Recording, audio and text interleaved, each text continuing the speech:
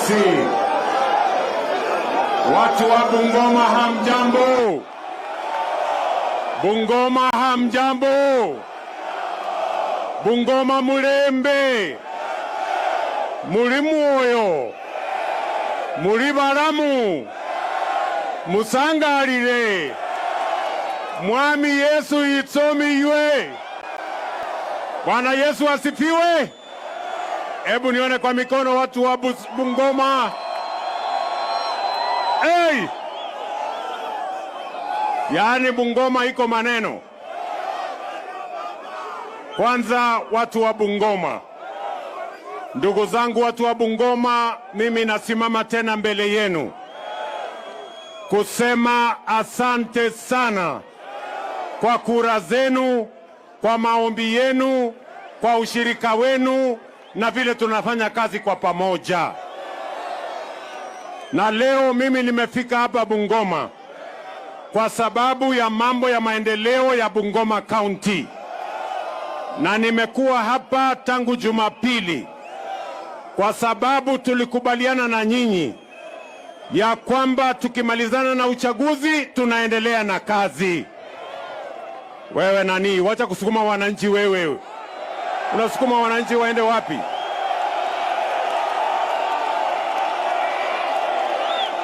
Bure kabisa. Anyway, tumeelewana jameni? Na mimi nataka niwaambie, leo nimefika hapa kwa sababu hapa Bungoma tuko na maneno ya biashara.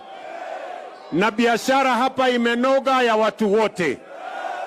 Na niliwaahidi ya kwamba wakati tunajenga soko za Kenya, hatutasahau Bungoma County. Hapa Bungoma tunajenga soko mpya 15 soko mpya. Tumeweka pesa ya Kenya zaidi ya bilioni 1.5 kujenga masoko hapa Bungoma, kwa sababu Bungoma hii ni mahali ya kilimo na tunataka mazao ya wakulima ikitoka mashambani tuwe na soko ambayo itakuwa na cold room, soko ambayo itakuwa na storage, soko ambayo itawasaidia kuwapatia mahali ya kuuza mazao yenu, na vile vile tuhakikisha kwamba cold room itawasaidia mazao yenu ya kutoka shambani isiharibike. Nyinyi mnanielewa jameni? Ndio hapa nimeanzisha leo soko kubwa ambayo ni ya shilingi milioni 370 hapa Bungoma. Tunaelewana jameni? Hiyo soko kubwa hapo itaweza kuwapatia wafanyabiashara 1,200 mahali ya kufanya biashara yao. Tumeelewana? Na hii soko ya Chepkube hapa, hiyo soko tulipatiana mwaka uliopita, na mimi nimeona ya kwamba wananchi tayari wamejaa. Kwa hivyo tukimaliza hii soko kubwa, nitarudi hapa kwa Chepkube tena nijenge hiyo Chepkube upya, ndio ipande juu ionekane tena kama soko modern ya kisasa. Watu wa Bungoma tunaelewana? Mbali na kujenga soko mbili hapa Bungoma town, hapa Chwele pia tunajenga soko ya shilingi milioni 350. Soko ingine 15 tunajenga hapa kwa sababu Bungoma ni kaunti ya kilimo na tunataka kuweka market infrastructure itakayosaidia kilimo. Musipoteze mazao yenu, mukitoa mazao yenu shambani, muwe na soko mahali ya kuuza, na tuwapatie market infrastructure ambayo itatusaidia kuhakikisha kwamba we eliminate post-harvest losses and we create a market infrastructure that will support the economy of this place, including our fresh produce economy. Tumeelewana jameni?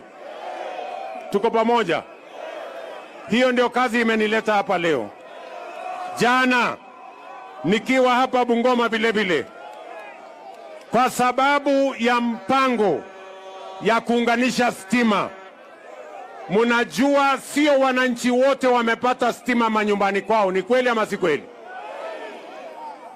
Ndio tumesema hapa Bungoma tumewapatia shilingi bilioni 2.5 ya kuunganisha wananchi wengine wapya 30,000 kwa huduma ya stima. Another 30,000 households will be connected to electricity ili wananchi wa hapa waweze kuishi kama wananchi wa sehemu zingine. Tufikishe stima makwenu, tuongeze mwangaza, tuondoe giza, ndio shetani ahame. Ama namna gani jameni, watu wa Bungoma? Tumeelewana? Waumbulile tunaelewana? Vile vile mimi nimekuja hapa, ndugu zangu, watu wa Bungoma, kusema mbali na soko hii tunajenga, mbali na stima tunaunganisha. Nyinyi kama watu wa Bungoma ni wakulima wa muhimu wa mambo ya sukari. Ni kweli ama si kweli? Mimi nataka niwatangazie hivi. Pale Mumias Jumatatu tumeenda kupatiana bonus ya wakulima wa Mumias. Nyinyi mnanielewa? Saa hizi nikiongea na nyinyi, pale Mumias wakulima wanalipwa every week. Pale Mumias wafanyikazi wanalipwa every month, na sio pesa ya serikali, pesa ya kuuza mazao yao. Na mwaka huu, for the first time in the history of sugar growing in the Republic of Kenya, tumelipa bonus ya wakulima wa Mumias. Mimi nataka nitangaze nikiwa hapa Bungoma. Bungoma hoye! Bungoma hoye! Nataka munisikize vizuri. Kampuni yetu ya Nzoia, Nucleus ya Nzoia, is among the best in the Republic of Kenya. Lakini pale hatujapata usimamizi wa kutosha. Mimi nataka nitangaze nikiwa hapa leo. Last week cancel ile maneno ambayo tulikuwa tunataka kutumia pale mbele. Sasa kwa muda wa miezi miwili ijayo tutatangaza tena ili tufanye leasing. Tubadilishe usimamizi wa Nzoia. Tuhakikishe ya kwamba kampuni ya Nzoia italipa wakulima every week, ilipe wafanyikazi every month, na kabla ya mwisho wa mwaka huu tukuje tulipe bonus ya wakulima wa Nzoia hapa Bungoma. Mimi nawauliza watu wa Bungoma, munasema tubadilishe usimamizi ama iendelee vile inaendelea? Tubadilishe tusibadilishe? Wale wanasema tubadilishe, nione kwa mkono. Mumekubali tubadilishe? Tuweke usimamizi mpya ambayo italipa wakulima na kulipa wafanyikazi na kulipa bonus. Hebu nione wale wanasema tubadilishe ikae namna hiyo. Basi sasa mimi niko na amri yenu. Wale wako pale sasa chuma chao kimotoni. Tunaelewana? Sasa mimi nitapambana na wao kufa kupona mpaka hiyo kampuni isimame imara. Na mimi nataka niwashukuru. Sikizeni ndugu zangu, watu wengi walikuwa hawaamini ya kwamba tunaweza kuzalisha chakula ya kutosha. Mwaka huu kwa mapenzi ya Mungu, bidii ya wakulima wetu, wakiwemo wakulima wa hapa Bungoma, tumezalisha mahindi ya kutosha. Hatujaagiza mahindi kutoka nje. Pongezi Bungoma, pongezi wakulima wa Bungoma. Mwaka huu tena tumekuza miwa ya kutosha. Hatujaagiza mambo ya miwa ama mambo ya sukari kutoka nje, kwa sababu wakulima wetu wamefanya bidii.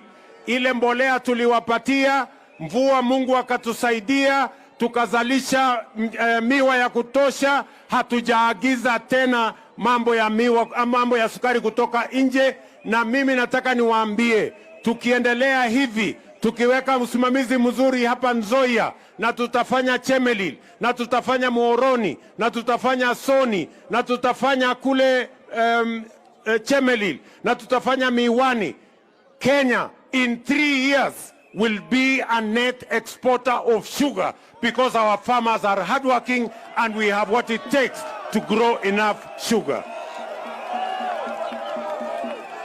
Jameni watu wa Bungoma, si tulikuwa tunasumbuka kwenda kutafuta COMESA safeguards all the time?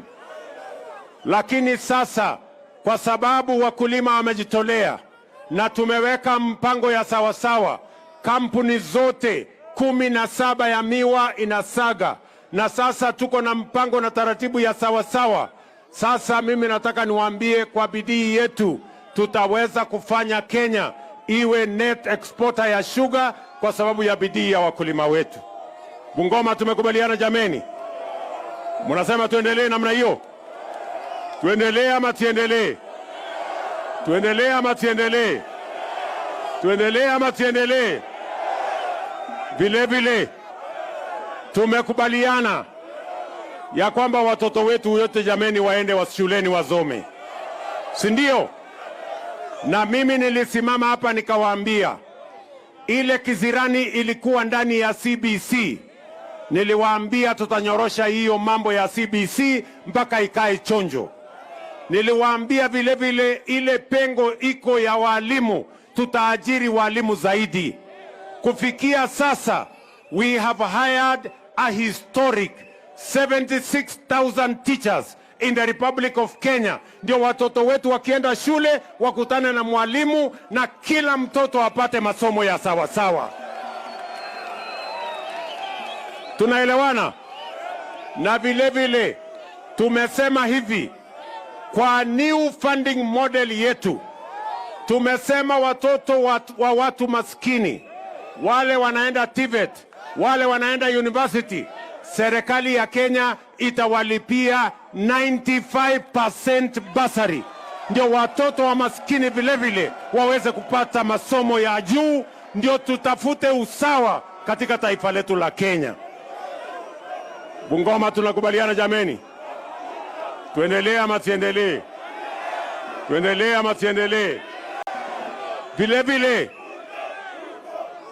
pale nyuma mambo ya NHIF, pale nyuma NHIF ilikuwa ni ya watu wenye wako na ajira na watu wenye wako na uwezo. Wale watu wengine wa chini hawakukuwa kwa mpango ya NHIF.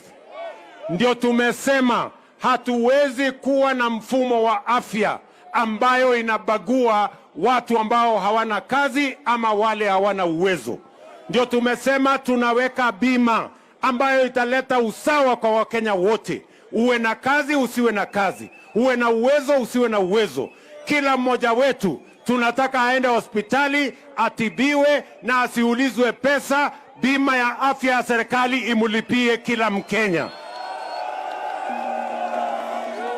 Watu wa Bungoma, tunaelewana?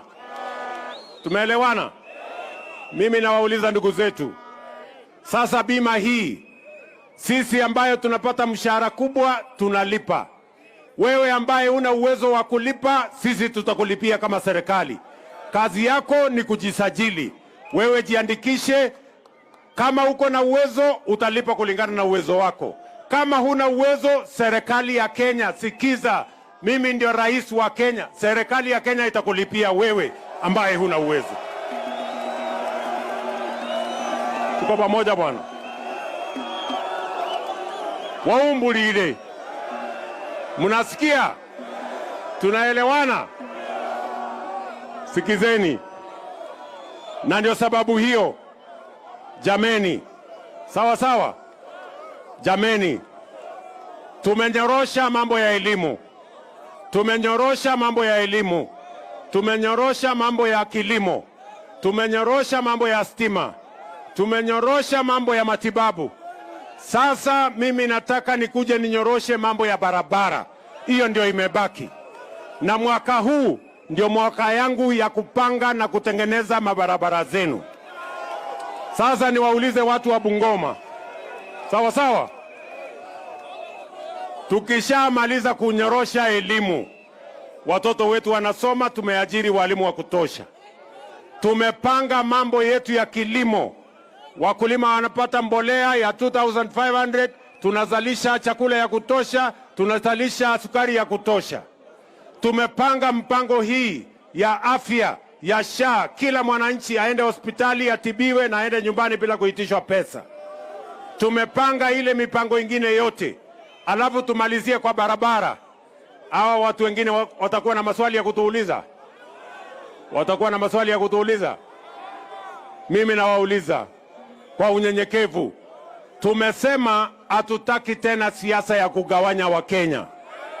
Hatuna biashara na mambo ya ukabila, mambo ya chuki, mambo ya migawanyiko. Mimi nawauliza Bungoma jameni.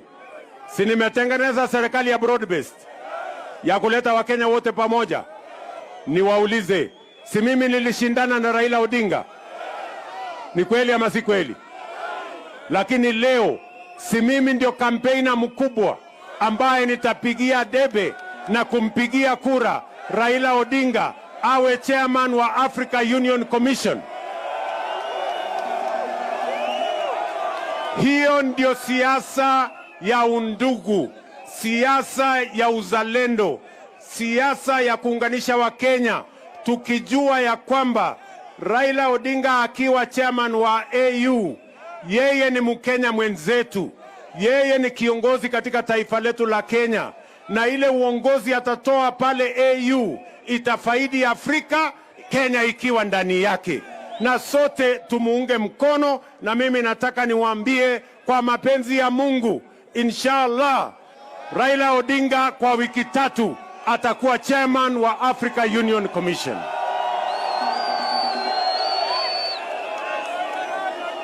Sasa watu wa Bungoma, si namna hiyo? Watu wa Bungoma, nimewaambia wale watu wa ukabila, wa ufisadi, wale watu wa chuki, wale wa migawanyiko, wale wa mitego, wale wa mashares hawana nafasi ya kuhubiri chuki katika taifa letu la Kenya. Sisi tumeungana kama Wakenya. Hatuna biashara na watu ambao hawana mpango yoyote. A man who is incompetent, he doesn't understand anything about the programs of the Republic of Kenya. He doesn't understand anything about UHC. He has no clue about housing. He has no clue about agriculture. He has no clue about our young people. Alafu anasimama pale anataka kutupatia lecture. Wewe unatupatia lecture ya ujinga, utupeleke wapi? Bure kabisa. Sijui kama tunaelewana jameni. Mimi nawauliza nyinyi watu wa Bungoma. Nyinyi mko na biashara na ukabila? Mko na biashara na chuki? Mko na biashara na kugawanyika? Si jameni tuungane. Wale wanasema tuungane nione kwa mkono, wale wanasema tuungane. Very good. Hapo ndio tuko. Tumeshakubaliana? Tumekwisha kubaliana? Na mimi nataka niwaeleze. There is no community in Kenya that is going to be isolated for whatever reason. There is no region of the Republic of Kenya that is not going to partake of the development of our nation. There is no religion that is going to be shunned or that's going to be outside. All of us, and I have a responsibility as the president and leader of this nation to bring all our communities together, all our regions together, work with all leaders so that we can forge a united front, so that we can create prosperity, we can create wealth, we can create jobs for our young people, we can make sure that there is correct healthcare in our republic, and we can create a prosperous nation where all of us will be proud to call home. And that is my mission, and I will not be distracted, and I will not be dissuaded, and I will not be blackmailed, and nobody is going to stand in the way. Tumekubaliana jameni? Tuko pamoja? Hapa niko na viongozi wengi. Mimi sitaki niseme peke yangu.